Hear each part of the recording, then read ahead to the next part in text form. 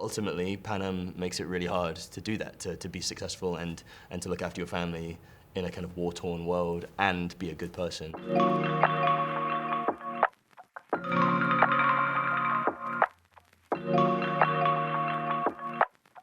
I think it would have to be Reaper, played by my friend Dimmy. First of all, he's an incredible actor and he does an amazing job.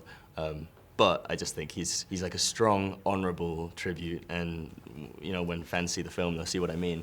He's kind of one of the tributes that really sticks it to the games and sticks it to Panem and to Dr. Gall. And there's a beautiful moment where he kind of just has his like honourable moment. So I think I'd choose Reaper.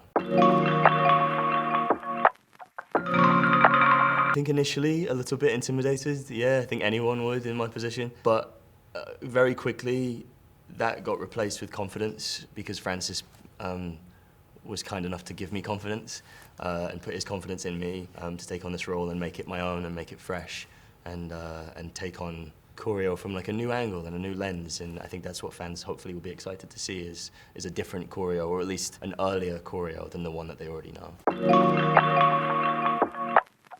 I, as a kid, was a fan of the original film, so I'd already seen his performances several times. And he's truly one of my favorite movie villains of all time, and I think anyone would agree that he's like, you know, you love to hate him.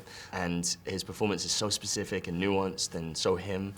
But at a certain point, Francis and I talked about how we had to kind of not copycat in any way. Because it's 64 years before, he probably speaks differently than he does later on. He probably holds himself differently as a man, as a young man.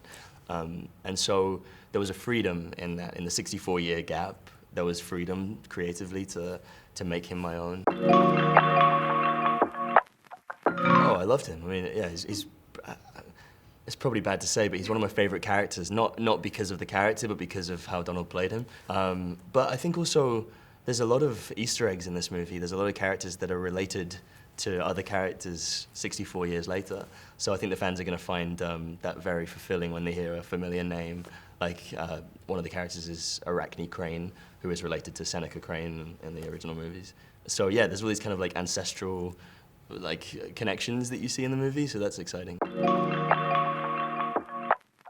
I think his contradiction in himself, which he's always fighting, is what I find most fascinating. He's ambitious and he's hungry for success, but he also wants to honor his family legacy and he wants to provide for his family and also like be a good guy.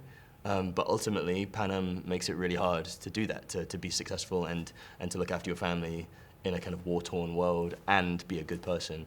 And I think what is so fascinating about this film is that you get to see in real time him beginning to realize that life is not black and white, and it's not going to be easy for him to achieve what he wants and do the right thing.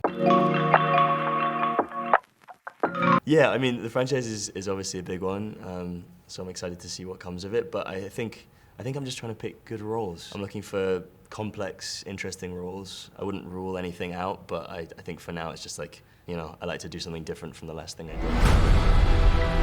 En nous tous, il y a de la bonté naturelle. On peut décider de franchir la ligne qui nous sépare du mal, ou pas.